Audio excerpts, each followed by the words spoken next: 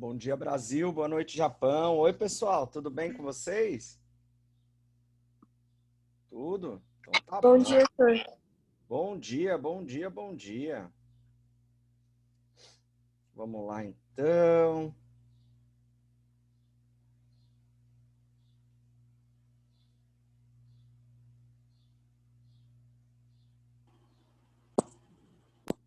Vamos lá, vamos lá, vamos lá. Como foi fazer a prova da semana passada? Foi de boa? Foi tranquilo? Foi? Então tá bom. Deu para tirar pelo menos um 6? Deu? Se tirou mais ainda, melhor ainda. Muito bem. Vamos lá, então.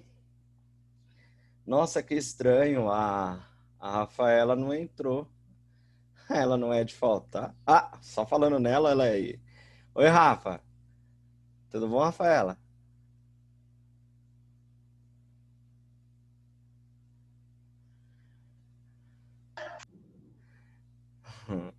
Bom dia, Rafaela. Eu tinha acabado de falar de você. Falei, a Rafa não entrou, que estranho. Você não pode fazer isso comigo. Ô, tá louco, né? Minhas últimas 2 semanas de aula com vocês, você não entra na minha aula. Ah, bom, ó. Vamos lá então, pessoal, ó. Nós vamos direto para a apostila. Vocês vão perceber o seguinte. Agora, essa penúltima semana, né, de aula do terceiro bimestre, nós vamos encerrar a apostila de vocês, certo? Encerrar os assuntos que nós temos. E a semana que vem vai ser só verificação do livro, vamos ver a história do Robinson Crusoe, vou ver algumas questões com vocês para ajudar vocês na hora de fazer a avaliação, tá ok? Então, a última semana, a gente vai trabalhar bem pouco a apostila, tá? Tipo assim, a gente vai fazer uma ou outra tarefa que ficou para trás, mas o que vai cair na prova é o Robinson Crusoe. Tudo bem? Vocês compreenderam isso? Sim? Beleza? Então tá bom. Ó, o texto que tem na apostila de vocês, para a gente ler essa semana, nós já lemos e até inclusive já caiu na prova da semana passada. Lembra? Ou semana retrasada, não lembro. Lembra que eu falei para vocês que eu tinha adiantado um pouquinho o texto? Então, é o do Mia Couto. A gente vai reler porque é muito gostoso, né? Tem obras, tem textos que você nunca lê uma vez só, né? Porque ele sempre vai aparecer, certo? Ele aparece em provas, vira e mexe, quem gosta de ler também vai ter contato com outro texto. E esse texto do Mia Couto, e aí eu vou falar para vocês o seguinte, ó, vocês vão prestar o vestibular, né? Vai demorar um pouquinho, mas demora um pouquinho, mas sempre passa muito rápido, apesar de demorar um pouquinho. A hora que a gente vê, ó, por exemplo, o ano que vem vocês já estão no nono ano, certo? O último ano do ensino fundamental, né? Pessoal, o livro cai na semana 10, na semana que vem, tá bom? Semana que vem, então, é o livro do Robson Crusoe. Então, assim, ó. é, Então, assim, sempre, né, vocês têm que levar em conta o seguinte: a literatura africana, e quando a gente diz literatura africana, não é essa questão da lenda, sabe, que mistura muita religiosidade, não. A literatura africana que cai em vestibular é essa literatura que conta a história dos países africanos. Então, guerra civil, né? Por exemplo, tem um livro que cai no vestibular da Unicamp que chama. O autor dele chama Pepetela, tá? Mayombe. Mayombe conta de um rio, conta a história da guerra civil, né, que acontecia lá na Angola. E o livro Mayombe fala sobre. O título é por causa do rio que corta o país, enfim. Então, literatura africana veio para ficar. Em qual sentido? Vai ser sempre pedido em vestibular. Então, é bom vocês já terem contato desde já, para depois, quando chegar lá no ensino médio, você já sabe, não é que você precisa virar um expert em literatura africana, certo? Não é isso. Mas, pelo menos, você conhecer algumas histórias sobre o que fala, certo? E esse autor que tem na apostila de vocês, o Mia Couto, ele é muito pedido também em vestibular, certo? Então, assim, eu vou projetar novamente a apostila para vocês, nós vamos ler, e aí eu vou deixar vocês copiarem as respostas da interpretação do texto, tá? De nada, Carolzinha. Vamos lá, pessoal. Como da primeira vez eu li sozinho, né? Porque eu falei para vocês, olha, pessoal, é português de Moçambique, então eu vou ler sozinho, porque eu vou parando. Dessa vez, se alguém quiser me ajudar, né? Porque agora vocês já sabem a história. É ruim você ler o texto pela primeira vez, porque você não sabe quem está falando, né? Mas agora vocês já ouviram esse texto. Se vocês quiserem me ajudar, por favor, eu fico muito grato, tá? Quem se dispõe, só falar, professor, eu e fala o nome. Vai lá. Tá, eu, Giovanni. O Giovanni quer ler um trecho. Alguém mais pode disponibilizar? Eu, Eu quem? Rafaela. Tá bom, Rafaela. Então, beleza. Então, os dois, dou-lhe uma, mais alguém, dou-lhe duas, mais alguém, dou-lhe três. Então, beleza. Então, o Giovanni e a Rafa foram escolhidos aí para me ajudar na leitura, tá? Eu vou começar, depois eu passo para o Giovanni e depois para a Rafaela. Vamos lá, então? O texto vocês já sabem qual que é, o menino que escrevia versos, né? Depois, nós vamos fazer, né, essas questões e vamos escutar juntos um documentário. O importante nesse documentário que a gente vai ver não é a história em si, mas sim o jeito, né, o modo de falar das pessoas. Porque o nome desse documentário é Língua, Vidas em Português. Então, de tudo que a gente está falando aqui, do português da África, do português de Portugal, do português de Brasil, nós vamos fazer um resumão com vocês ouvindo como que eles falam, a diferença entre os idiomas, a diferença de sotaque, da entonação da voz, tá? Então, o importante nesse documentário para nós, que nós vamos assistir, não é o conteúdo em si, mas sim a voz deles, o como eles falam. Vocês vão perceber, né, ao longo do documentário, tá? Então, eu vou até... Peraí, deixa eu já deixar certo aqui. Eu vou até...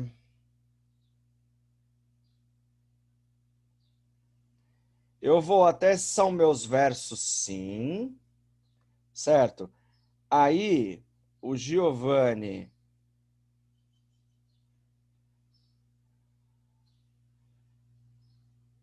O Giovanni vai até...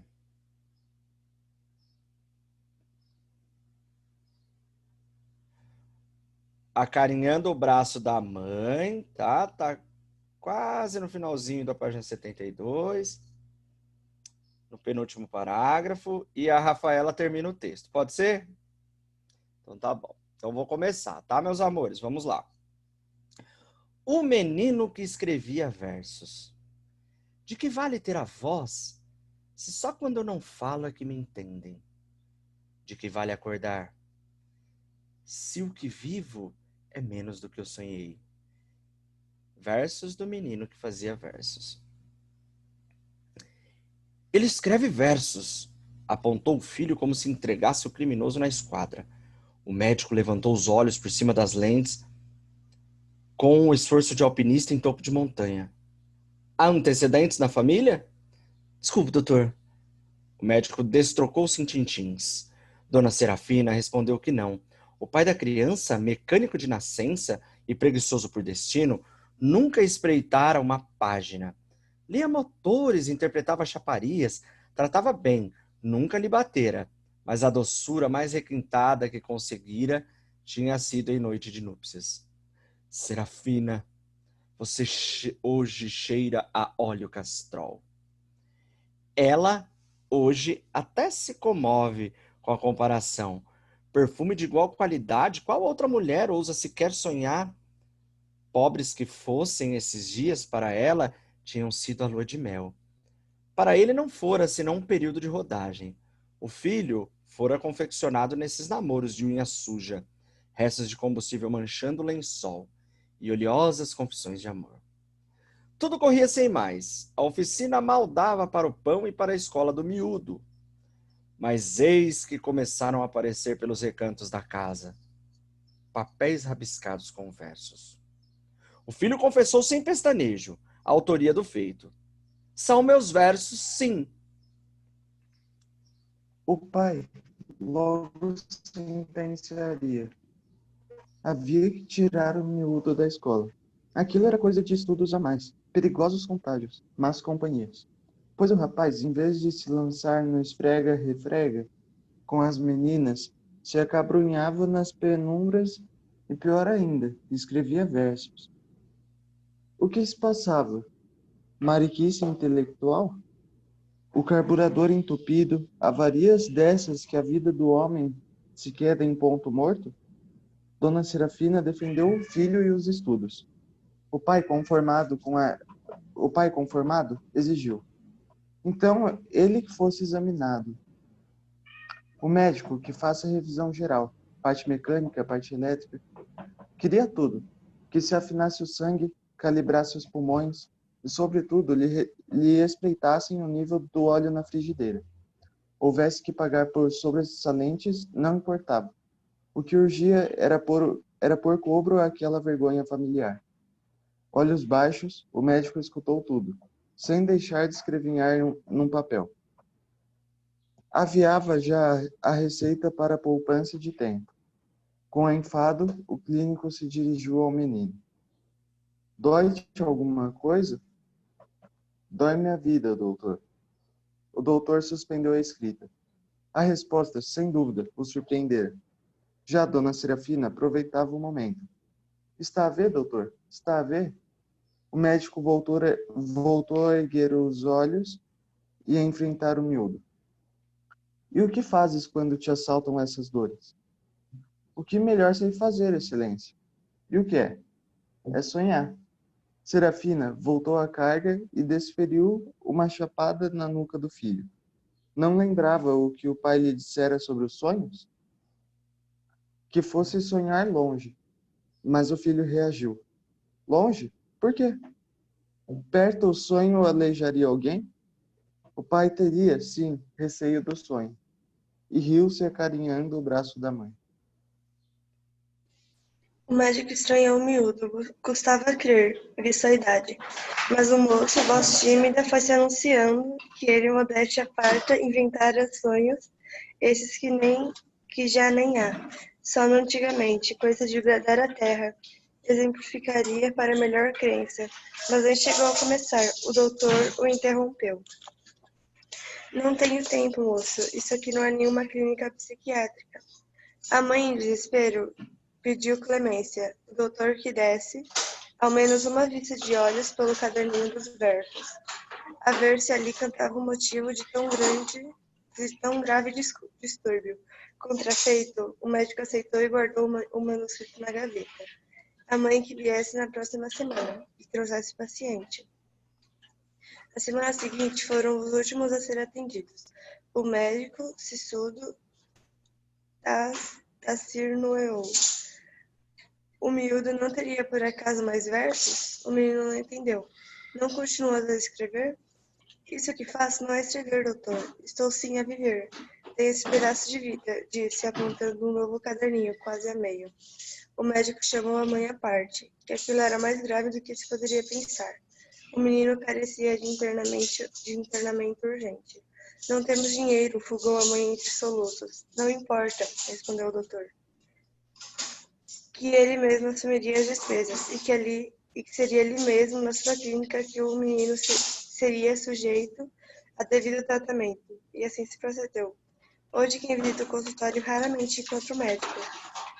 Manhãs e tardes ele se senta no recanto do quarto, onde está internado o menino. Em passa pode escutar a voz falsada do filho, do mecânico que vai lendo, verso a verso, o seu próprio coração. E o médico abreviando silêncios. Não pare, meu filho, continue lendo. Muito bom, obrigado, Rafa e Giovanni. Aí nós vimos o texto do Mia Couto, né? Nós já lemos a biografia do autor, um pouco da biografia dele. Agora vocês podem copiar as respostas e eu vou explicando, tá, para vocês. Tá aí as respostas, vamos lá. Podem copiar e aí eu vou explicando para vocês as perguntas.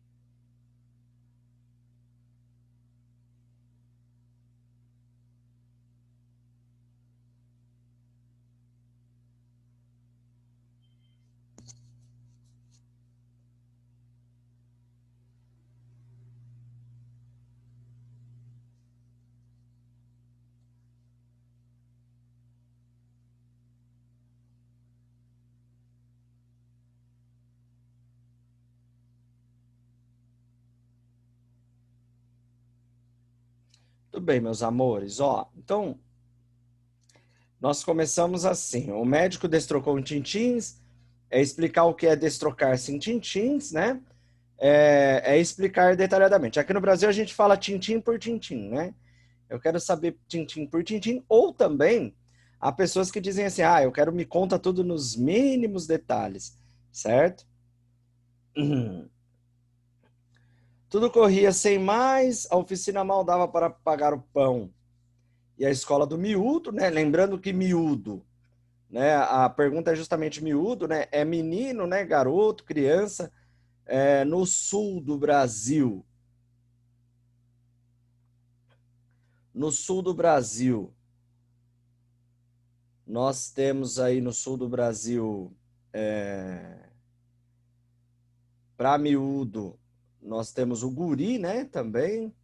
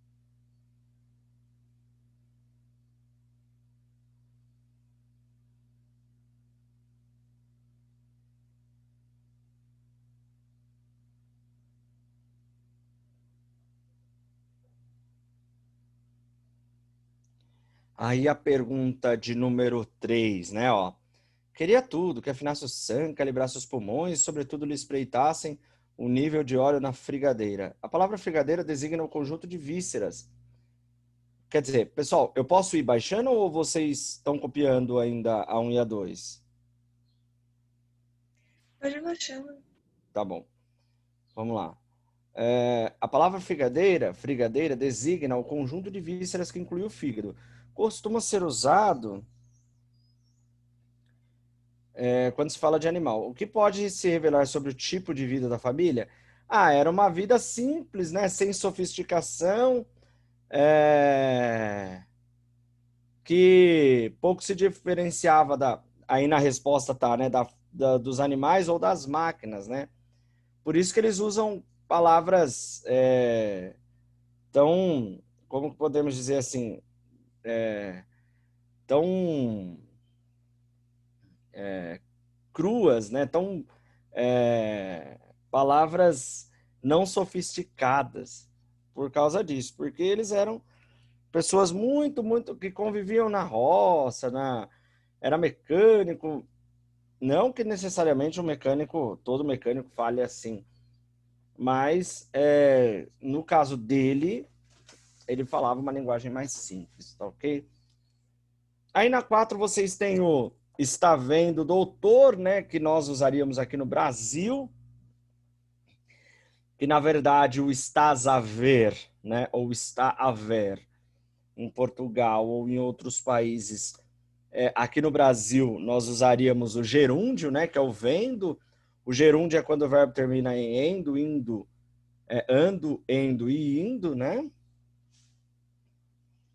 Lá em Portugal eles não fazem isso, nem em Portugal e nem em outras comunidades africanas, enfim.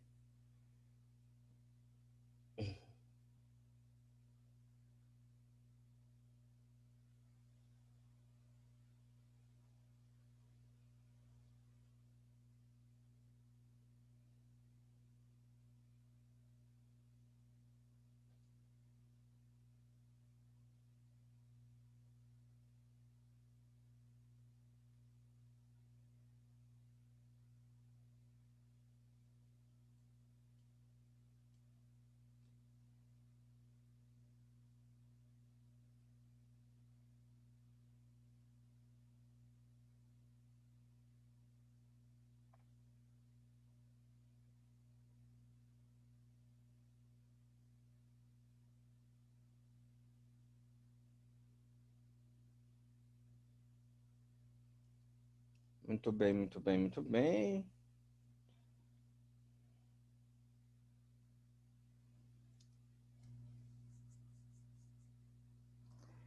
Vocês podem ver que o médico ele usa o tu, né, para se relacionar com o menino, né? Aqui no Brasil a gente não usa. No Brasil, desculpa. No Brasil não no Brasil todo, mas em São Paulo nós não usamos o tu, nós usamos o você.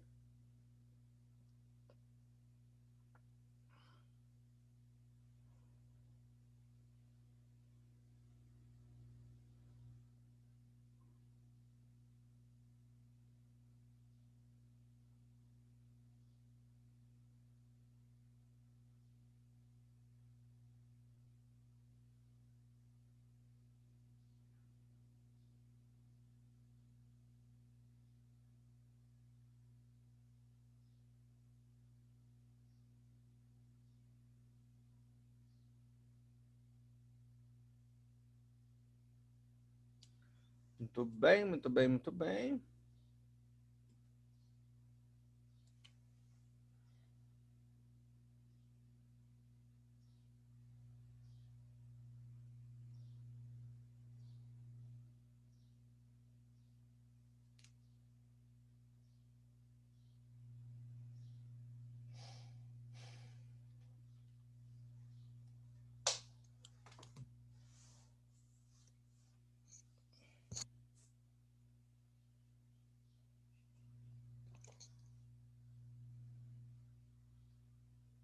Aqui no Brasil a gente está acostumado a,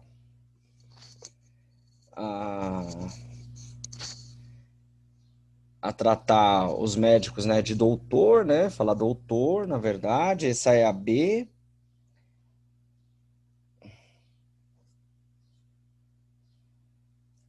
Deixa eu ver só uma coisa aqui, pessoal. Vamos até a 10, tá? Aí depois eu vou colocar o trecho do poema para vocês. Do poema não, do documentário para vocês.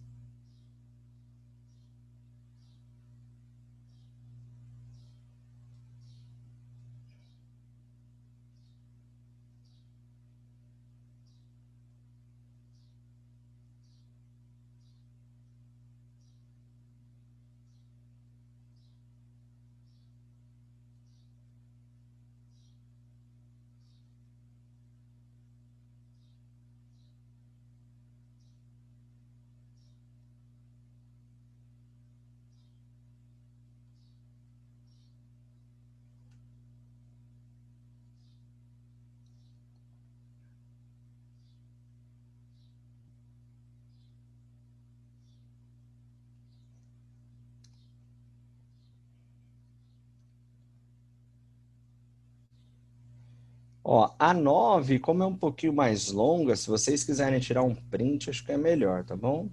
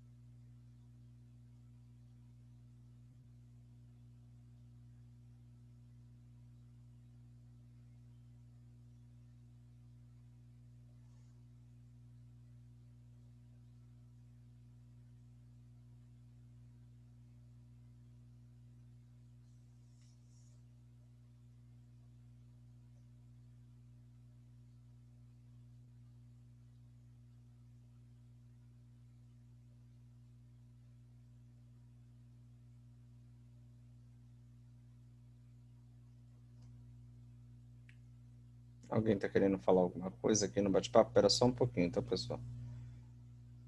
Fala, Rafa. Ah, jargões são algumas frases que todo mundo fala, né? Então são frases conhecidas. Por exemplo, Deus ajuda quem cedo madruga. São provérbios, são frases batidas que todo mundo fala, tá bom? Isso que é jargão.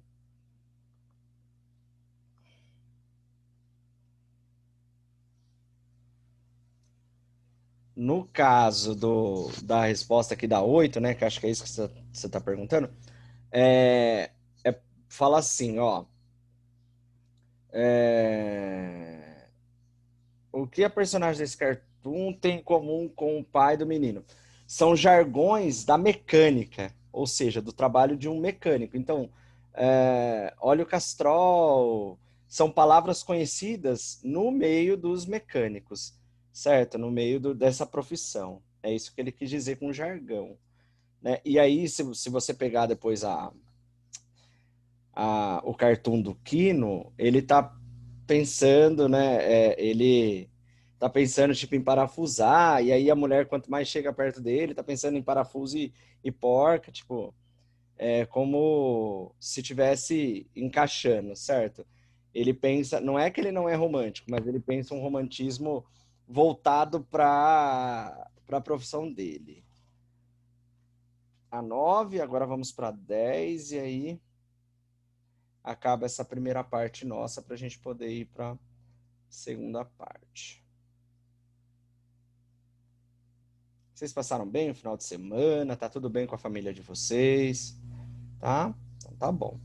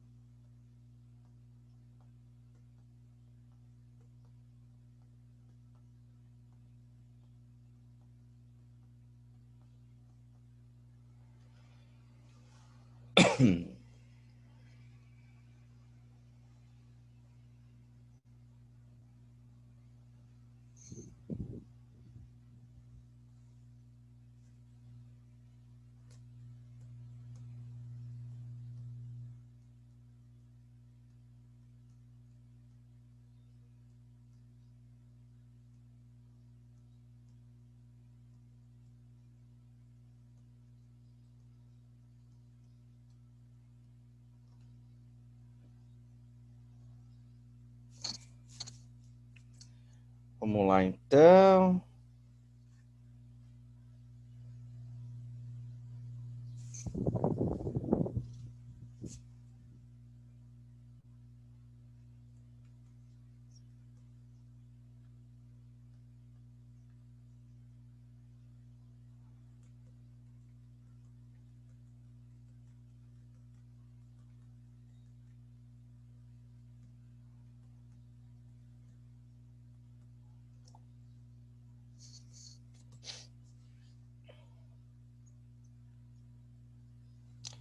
Ó, esses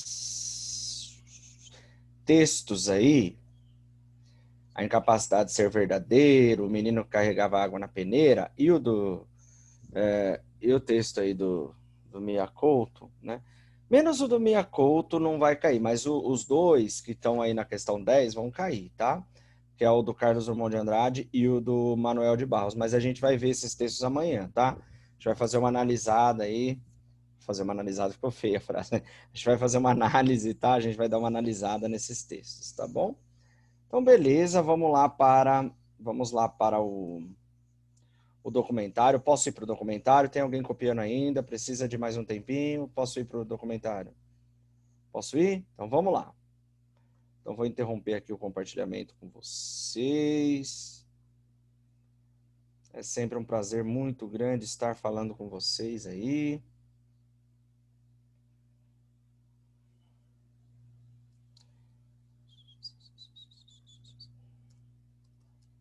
Vidas, línguas em português.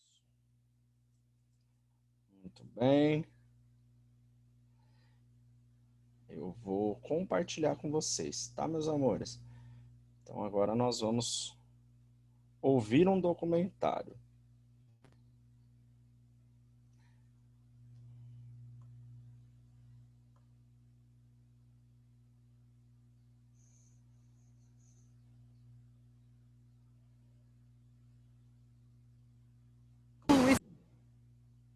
Não há uma língua portuguesa, há línguas em português. E se tornou uma língua muito diversa. Nossa terra, linda terra, é filha de Portugal. Falamos a mesma língua, mas ela não é falada da mesma maneira. O que faz a memória é a palavra, a conversa familiar. O único meio de comunicação é lembrar que existe sua terra natal. Né? Eu acho que o mais importante é isso, né? Não esquecer a sua própria língua. Né?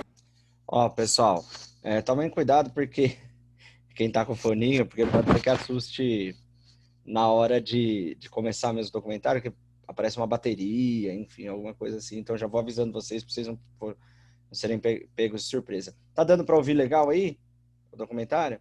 Tá? Beleza? Então vamos lá. Europa, no fundo, não se está a viajar do ponto de vista geográfico, mas está-se a viajar por pessoas.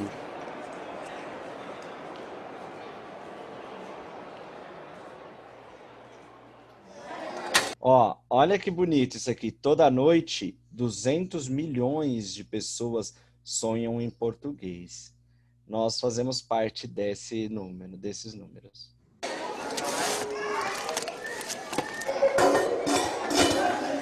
Eu acho que a língua portuguesa é hoje talvez uma das línguas europeias com maior vivacidade, com maior dinamismo. Não por causa de nenhuma essência especial do português, mas por causa de uma razão histórica aconteceu o Brasil, em que, digamos que Portugal deu origem a um filho maior que o próprio pai, não é? A língua passou a ser gerida por outros mecanismos de cultura. Depois aconteceram os países africanos que introduziram na língua portuguesa alguns fatores de mudança, de coloração, que tornam o português hoje realmente uma língua que aceita muito, que é capaz de introduzir tonalidades e variações que enriquecem muito a língua portuguesa, não só do ponto de vista linguístico, mas quanto ela pode traduzir culturas. O que foi notável foi depois num processo histórico que está para além da língua, como é que estas culturas se mestiçaram e... Pessoal, esse é o Mia Couto, tá? Esse é o escritor que a gente acabou de ler o texto dele, tá bom? É esse que tá falando, é o Mia Couto. A certa altura o português perdeu o dono, quer dizer, ficou sem dono, felizmente, não é? E namorou no chão, e namorou na poeira do Brasil, namorou também aqui na poeira de Moçambique, quer dizer, sujou-se no sentido que o Manuel de Barros dá, sujou-se nesse sentido em que é capaz de casar com o chão. Quase me apetece dizer que não há uma língua portuguesa, há línguas em português. É uma língua que tinha de passar, como inevitavelmente teria de passar, claro, por transformações segundo os lugares onde a falam. Esse aí é português de Portugal, é o José Saramago. É um escritor que já faleceu, ele foi prêmio Nobel de Literatura. Ele tem um jeito todo peculiar de escrever, certo? Ele não respeita, por exemplo, ele não respeita a letra maiúscula, ele não respeita a pontuação. Para você ler José Saramago é muito difícil, porque ele tem todo um jeito peculiar. Ah, professor, mas ele, nossa, né, como diria o Chaves, que burro, dá 0 para ele. Não, na verdade, é justamente por ele entender muito a língua que a gente chama isso de um estilo de escrita, certo? É meio confuso, mas é um estilo de escrita. Beleza, Creuza? Vamos lá. Culturas, as influências. Mas isso não tira nada à evidência de que se trata do corpo da língua portuguesa. É um corpo espalhado pelo mundo.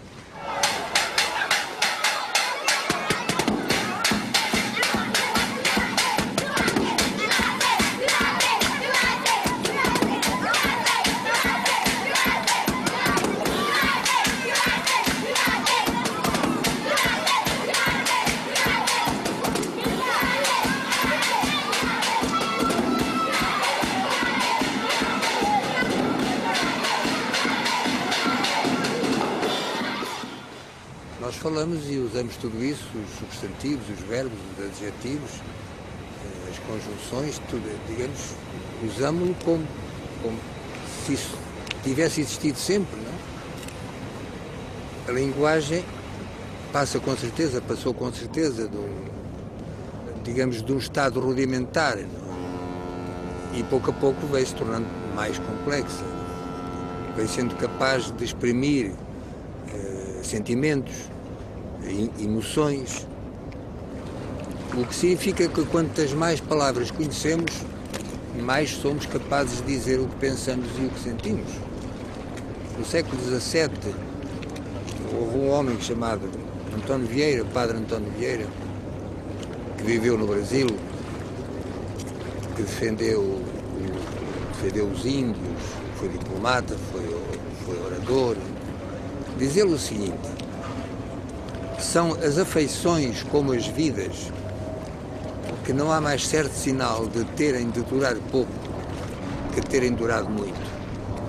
Ora bem, isto pode dizer-se de uma maneira muito mais simples.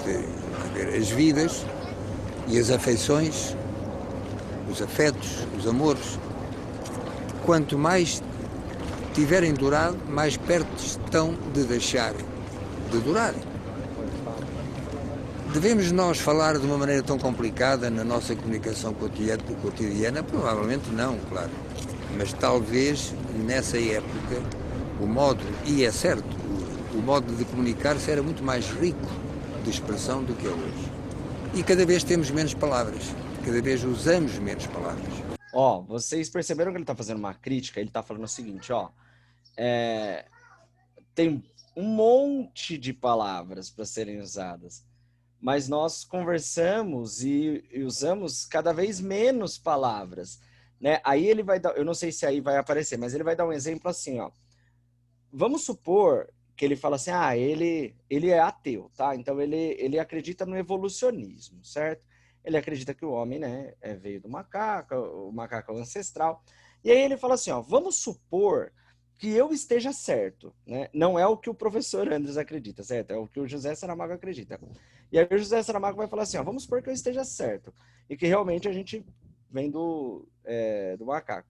Quando surgiu a linguagem, aqui em Portugal, falava-se assim, para você, falava vossa mercê.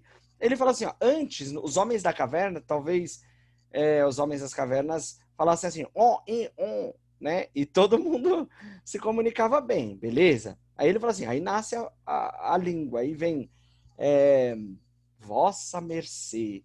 Aí alguém fala assim, nossa, mas isso está muito complicado. Então aí vem o vós mercê para você. Depois vem o vós me ser. Depois vem o você. E aí tem gente que já escreve VC e tem gente ainda que escreve só C.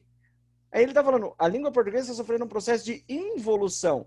Então, ou seja, era bem sofisticado e olha agora como que tá. Você quer ver uma coisa? Pensa no seu diálogo com os pais de vocês. quando vocês chegam da escola, eles falam assim, e aí, filho, como foi na escola? Ah, legal. Né? Você responde assim? Se você responde assim, você está dando razão para o José Saramago, certo? Se você não prolonga o papo, se você fala assim, ah, foi legal, normal. Presta atenção, ô cara pálida. Não é isso que seu pai e sua mãe querem saber quando eles perguntam como foi seu dia na escola. Eles querem saber tintim por tintim. Fala assim, não, porque a professora fez isso, porque o professor fez aquilo. Não, é porque eu aprendi que na língua portuguesa antigamente se falava assim, agora se fala assim. Não é só legal, normal. Ó, só. Firmeza, mãe. Foi firmeza. Certo? Conversa com seu pai e com sua mãe. Esse é o motivo deles perguntarem para você como foi na escola, filho. É para puxar papo, certo? Nós vamos parar o documentário por aqui. Amanhã a gente continua, tá bom? E aí amanhã eu coloco mais questões que poderão cair na prova de vocês, tá bom? Então prestem muita atenção e não faltem na aula do professor Andros amanhã, tá? Nesse mesmo canal. Ó, se puder, dá um like aí, se inscreva no canal e aperte o sininho, tá bom? Um beijo, um queijo, Deus abençoe vocês. Se espirrar? Saúde. Saúde. Tchau, pessoal. Tchau. Um dos gêmeos fez assim? Saúde. Como assim? Assim não, pô. Tchau, fiquem com Deus. Tchau.